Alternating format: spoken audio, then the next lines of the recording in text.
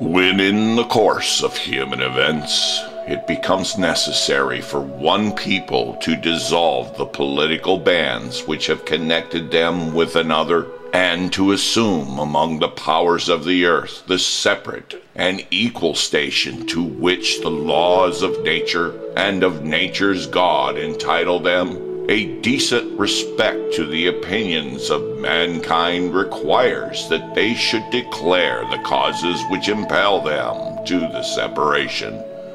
We hold these truths to be self-evident, that all men are created equal, that they are endowed by their Creator with certain unalienable rights, that among these are life, liberty, and the pursuit of happiness, that to secure these rights, governments are instituted among men deriving their just powers from the consent of the governed, that whenever any form of government becomes destructive of these ends, it is the right of the people to alter or to abolish it, and to institute new government, laying its foundation on such principles and organizing its powers in such form as to them shall seem most likely to affect their safety and happiness. Prudence, indeed, will dictate that governments long established should not be changed for light and transient causes. And accordingly, all experience has shown that mankind are more disposed to suffer while evils are sufferable than to right themselves by abolishing the forms to which they have become accustomed. But when a long train of abuses and usurpations, pursuing invariably the same object and vices, are designed to reduce them under absolute despotism, it is their right, it is their duty to throw off such government and to provide new guards for their future security. Such has been the patient sufferance of these colonies, and such is now the necessity which constrains them to alter their former systems of government. The history of the present King of Great Britain is a history of repeated injuries and usurpations, all having in direct object the establishment of an absolute tyranny over these states. To prove this, let facts be submitted to a candid world. He has refused his assent to laws, the most wholesome and necessary for the public good. He has forbidden his governors to pass the laws of immediate and pressing importance unless suspended in their operation till his assent should be obtained, and when so suspended, he has utterly neglected to attend to them. He has refused to pass other laws for the accommodation of the large districts of people unless those people would relinquish the right of representation in legislature, a right inestimable to them and formidable to tyrants only. He has called together legislative bodies at places unusual, uncomfortable, and distant from the depository of their public records, for the sole purpose of fatiguing them into compliance with his measures.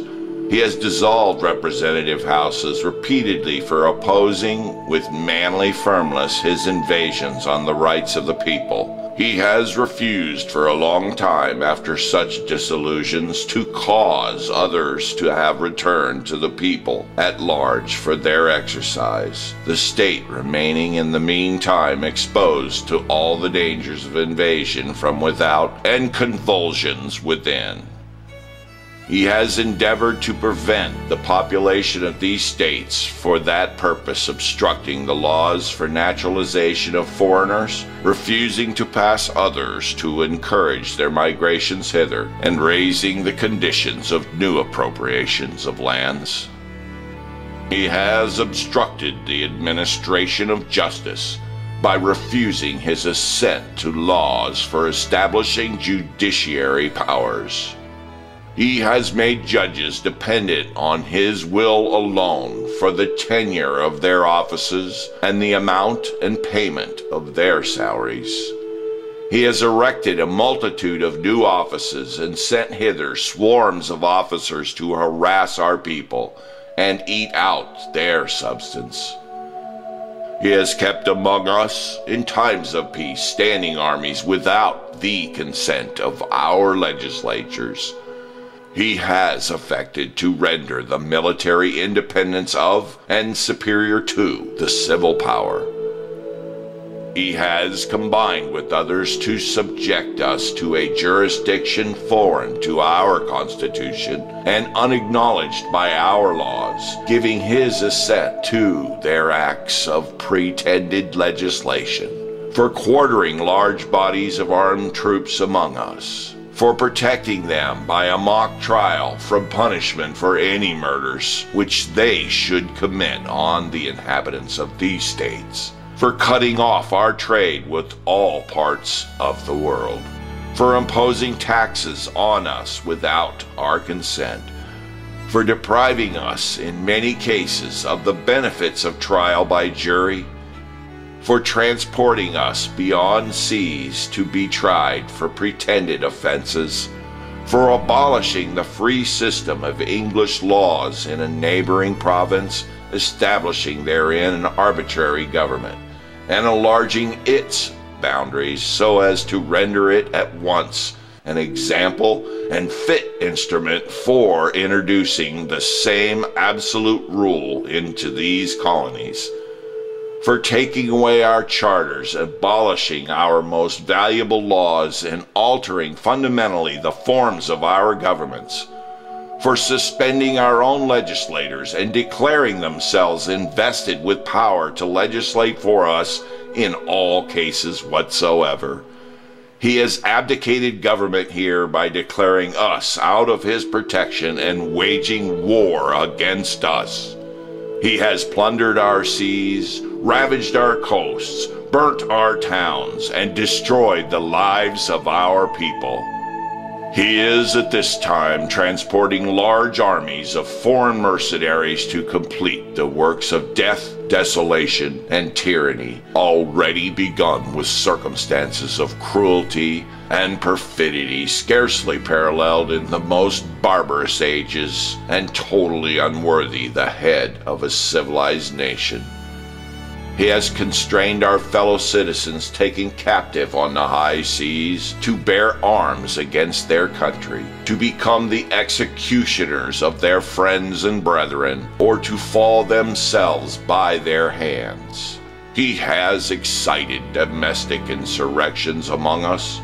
and has endeavored to bring on the inhabitants of our frontiers the merciless Indian savages whose known rule of warfare is the undistinguished destruction of all ages, sexes, and conditions. In every stage of these oppressions, we have petitioned for redress in the most humble of terms. Our repeated petitions have been answered only by repeated injury.